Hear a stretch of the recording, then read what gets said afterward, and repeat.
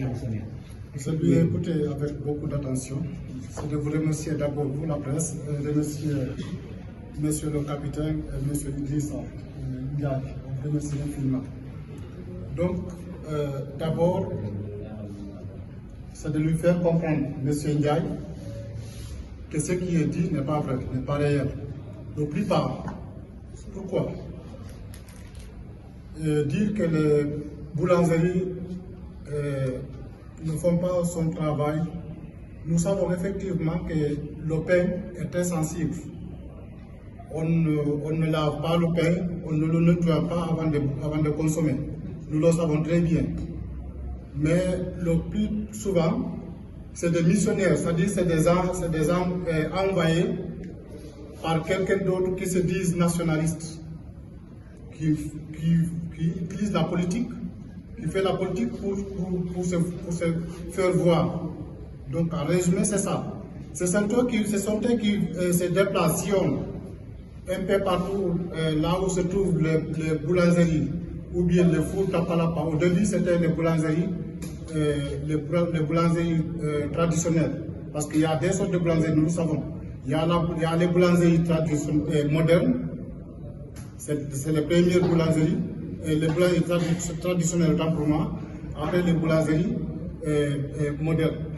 Maintenant, au début, ils venaient sillonner dans les différentes boulangeries, les boulangeries modernes, dire que bon, comment dirais-je, les boulangeries ne sont pas hygiéniques, donc ne sont pas bien aménagées. Donc il y a des ordures, il y a des mousses, et ainsi de suite. Alors qu'ils utilisent des anciennes vidéos pour montrer aux gens que voilà ce que nous avons trouvé. Pourtant, ici à Grand-Yoff, des boulangeries clandestines ont été détectées, qui ont été fermées. Ça, aussi le boulangerie, oui. La boulangerie dont vous parlez. On a vu des boulangeries ici à Grand-Yoff qui faisaient des fabrications clandestines qui ont été fermées, que la police a fait. Est-ce qu'aujourd'hui vous remettez en cause l'autorité de la police par rapport à ça? Moi d'abord, oui. avant que même comment dire, ceux qui sont chargés de l'hygiène, oui. avant qu'ils se rendent dans les différentes boulangeries pour constater, oui. Moi-même, oui. Le plus souvent je me déplace à aller, si je trouve une boulangerie qui n'est pas adaptée par rapport à la loi, je vais lui conseiller de fermer et réparer la boulangerie et réformer la boulangerie. Ça, je le fais à plusieurs reprises. Il laisse ça juste pour se faire voir et juste pour mélanger le travail et la population. Maintenant, j'ai entendu M. Ndiaye dire ici ceux qui veulent remettre la boulangerie traditionnelle à la boulangerie moderne. Les gens, sincèrement, n'ont pas les moyens.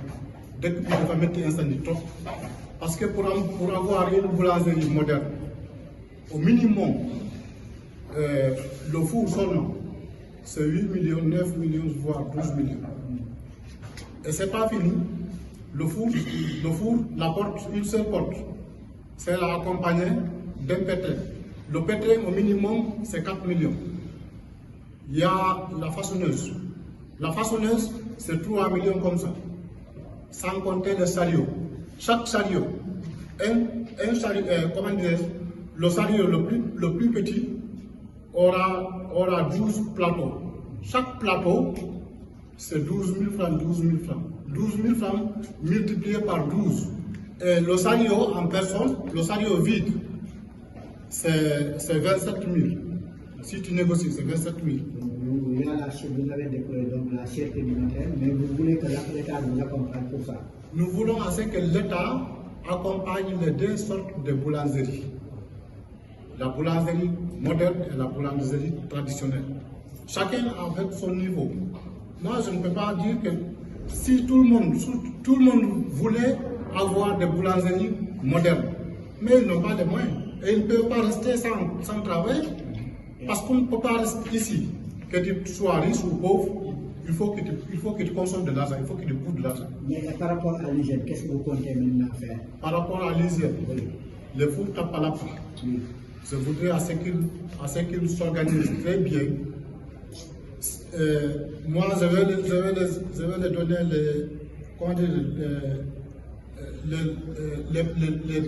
les papiers, les dossiers que M. Diaye réclame.